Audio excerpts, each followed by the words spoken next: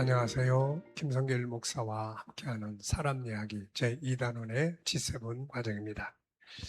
자, 우리가 G7 치료 방법을 앞에서 설명을 했고요. 그 다음에 일반 사회에서 치료하는 여러 전문가들의 또 이야기도 함께 나누고 있습니다.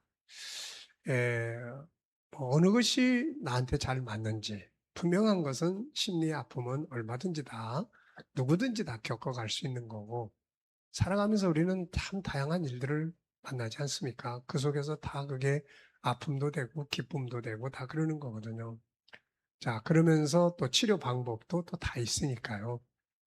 이렇게 힘들 때 너무 오랜 시간 막 괴로워하지 마시고 빨리빨리 이렇게 전문가들을 찾아서 상담도 하시고 또 필요하면 약의 도움도 받으시고 그러면서 빨리 건강한 삶의 현장으로 복귀할 수 있는 그런 시간들이 되시기 바랍니다. 에, 자, 이 시간에는 이제 앞에서는 이제 우리 백과사전의 이야기, 우리 G7의 또 치유 이야기, 그리고 또 일본의 우리 이제 이 정신과 의사들, 선생님들의 또 이야기, 두 분의 이야기를 소개해 드렸고요. 이 시간에는 이민수 교수님이라고 계세요. 고려대학교 안암병원 우울증센터 소장이신데요. 이분은 마음의 감기 치료법, 우울증 119 이런 책의 저자입니다. 자, 그래서 이렇게 또 이분의 이야기를 좀 소개해 드릴게요. 우울증은 다행스럽게도 치료할 수 있는 질환이다. 우울증은 반드시 치료되는 병이라는 것을 알고 자신감을 가지고 대처해야 한다. 적절한 약물치료, 정신치료, 정신치료는 상담을 말하죠. 주위의 지지를 통해 충분히 극복할 수 있다. 이분은 이제 충분히 극복할 수 있다. 이렇게 이야기를 합니다. 자, 우선 가족의 대처 방법, 시간을 가지고 격려하며 도와주면 분명히 낫는 병임을 명심한다. 증상에 대해 비난하지 않는다. 환자의 어려움을 충분히 들어주고 이해하며 공감을 하되 섣부른 충고는 하지 않는다. 여러 가지 활동에 참여를 권하되 조급하게 강요하지 않는다. 환자가 자살에 대해 말할 경우 반드시 의사에게 알린다. 치료를 받도록 적극적으로 권유하고 약을 잘 먹도록 돕는다. 자, 상담 전화. 이분도 상담 전화 1577-0199, 생명의 전화 1577-9191. 네, 이런 것을 다 소개를 해 놓으셨네요. 자, 그리고 치료 방법에 대해서 몇 가지 소개를 하셨는데요. 우선 첫째, 약물요법입니다. 약물요법. 우울증에 대해서 일반적으로 마음이 약해서 그런 병에 걸리는 거야. 스트레스만 없어지면 우울증도 사라질 거야. 약은 먹어봤자 중독성과 부작용만 있지 치료 효과는 없어 하는 잘못된 고정관념을 가진 사람이 의외로 많다. 하지만 항우울제는 상당한 치료 효과를 가지고 있다. 우울증, 특히 심각한 우울증은 약물 치료가 매우 중요하다. 다만 종류에 따라 효과와 부작용의 장단점을 가지고 있기 때문에 같은 약물이라도 환자에 따라 다른 반응이 나타날 수 있으며 부작용이나 증상 호전에서 약물 간의 다소의 차이를 보이므로 환자 개개인에게 맞는 약물을 복용하는 것이 중요하다. 약물 치료, 광선 치료, 자기 자극술 등이 있다. 자, 두 번째는 정신요법입니다. 자, 이분이 지금 소개하고 있는 거예요. 이민수 교수님. 약물요법. 그 다음에 또 하나는 정신요법을 소개하고 있습니다. 환자가 스트레스 상황을 벗어날 수 있는 가장 현명한 선택을 하도록 도와주는 것이다.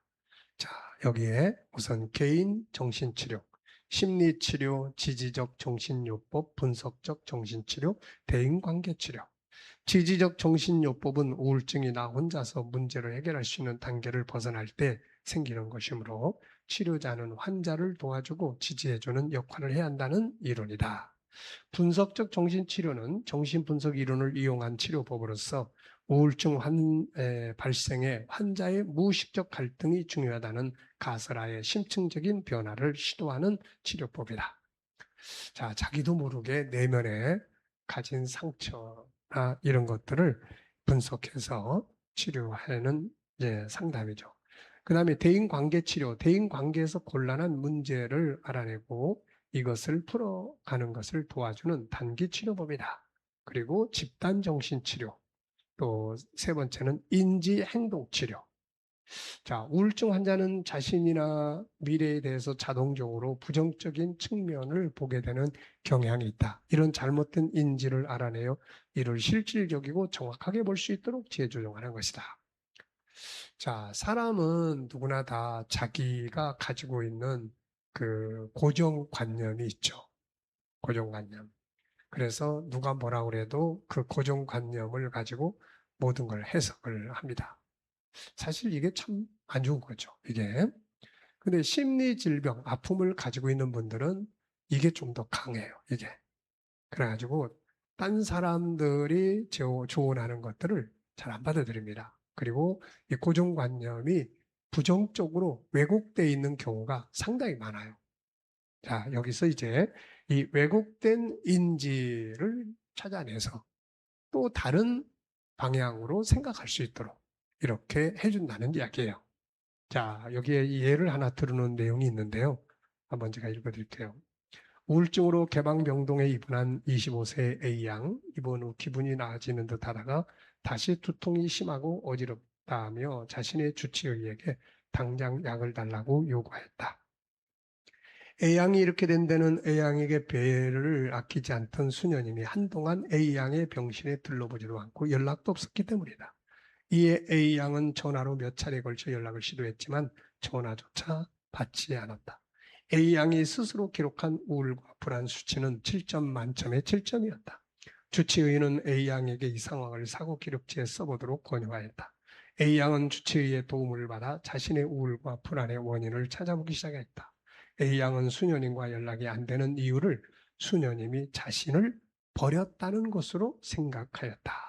그리고 자신이 믿을 만한 몇 사람 중에 한 사람인 수녀님이 자신을 버렸다는 것을 모든 사람에게 버림받을 것이라는 의미로 받아들이고 있었다. 이 생각은 자꾸 확장이 됩니다. 그래서 꼬리를 물고 안 좋은 쪽으로, 왜곡된 쪽으로 자꾸 생각을 하기 때문에 그게 감정을 자꾸 안 좋게 더 악화시키는 거예요. 심리질병은 마음의 병, 이거는 감정의 아픔이에요. 그래서 이 감정은 어떤 정보가 내 안에서 작동을 하는가에 따라서 이게 감정이 식어지기도 하고 뭉쳐지기도 하고 그렇게 되는 거죠. 확장되기도 하고. 자, 주치의는 A양에게 다른 설명을 할 수 있냐고 물었다. A양은 한참 생각한 끝에 수녀님이 바빠서요. 처음에는 수녀님이 날 버린 것 같아요. 라고만 생각을 하고 있는 거죠. 이런 인지 상태가 우울증을 자꾸 더 강화시켜 주는 거예요. 그런데 이제 주치의는 생각을 좀 다르게 할 수 있도록 만들어주고 있습니다. 그래가지고 이제 다른 생각을, 다른 설명을 할 수 있냐 그랬더니 이 A양이 한참 생각 끝에 수녀님이 좀 바쁘신 것 같아서요. 바빠서 연락을 안 할 수도 있지 않을까요? 라고 생각을 하게 됩니다. 자, 주치의가 또 다른 설명을 묻자 A양은 수녀님에게 급한 다른 볼 일이 있거나 전화가 고장 났거나 등 다른 설명을 해볼 수 있었습니다. 주치의는 만약 수녀님이 A양을 보고 싶어 하지 않는다면 그게 무엇을 의미하는지를 물었다. A양은 그건 제가 수녀님을 너무 힘들게 졸라서 그럴 수 있어요. 라고 했다. 하지만 수녀님께 가서 제가 혹시 너무 힘들게 하지 않았냐고 물으면 저를 받아줄 뿐이에요. 라고 대답을 했다. 그리고 설령 수녀님이 저를 버린다고 해도 제게는 다른 믿을 만한 친구와 부모가 있어요. 라고 했다. 주치의가 A양에게 다시 우울과 불안 수치를 기록해 보라고 하자 각각 3점과 4점으로 낮아져 있었다. 며칠 후 A양은 수녀님의 전화를 받았다. 수녀님은 며칠간 피정을 들어가서 연락을 할 수 없었다며 미안하다는 말과 함께 안부를 묻고 면회를 오겠다고 했다. 자, 이 사례에서 우리가 알 수 있는 것은 우울증 환자에게서 나타나는 특징적인 사고의 왜곡이다. 이것은 평소 스트레스에 약한 사람들에게서도 많이 볼 수 있는 사고다. A양은 수녀님과 연락이 안 된다는 사실을 수녀님이 나를 버렸어. 그래서 결국은 모든 사람들이 나를 버릴 거야 라고 파국적으로 매우 부정적으로 해석했다. 그리고 수녀님에게 일이 있다는 등의 본인을 좀 더 편안하게 할 수 있는 다른 가능성에 대해서는 전혀 엄두에 두지 않았다. 이러한 부정적인 사고는 A양의 기분을 더 우울하고 불안하게 만들었으며 그에 따라 신체적으로 두통과 어지럼증의 증상이 나타났고 그 증상이 심해졌다. 자, 미국의 정신과 의사인 아론 백은 많은 우울증 환자를 치료하면서 우울증 환자들에게는 특징적인 왜곡된 사고가 있음에 주목하였다.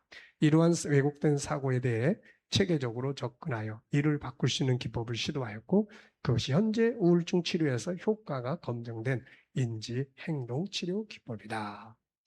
인지를 바꿔주는 거죠. 여러 가지 상황이 전개될 수 있는데 이 심리의 아픔을 가진 사람들은 부정적인 면으로 왜곡된 측면에서 한 가지 생각만 몰두하게 되는 거예요.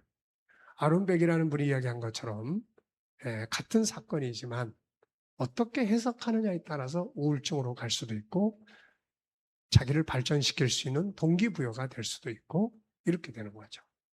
네, 그래서 어떤 사람은 그거를 동기부여 쪽으로 가지고 가고 어떤 사람은 세상이 날 버렸어. 그리고 우울한 마음, 우울증, 마음의 질병으로 가기도 하고.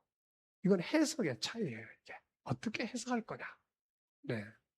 자, 우리가 그런 아픔이 있다면 지금 혹시라도 내가 왜곡된 생각에 의해서 내 감정이 이렇게 형성되고 있지 않나.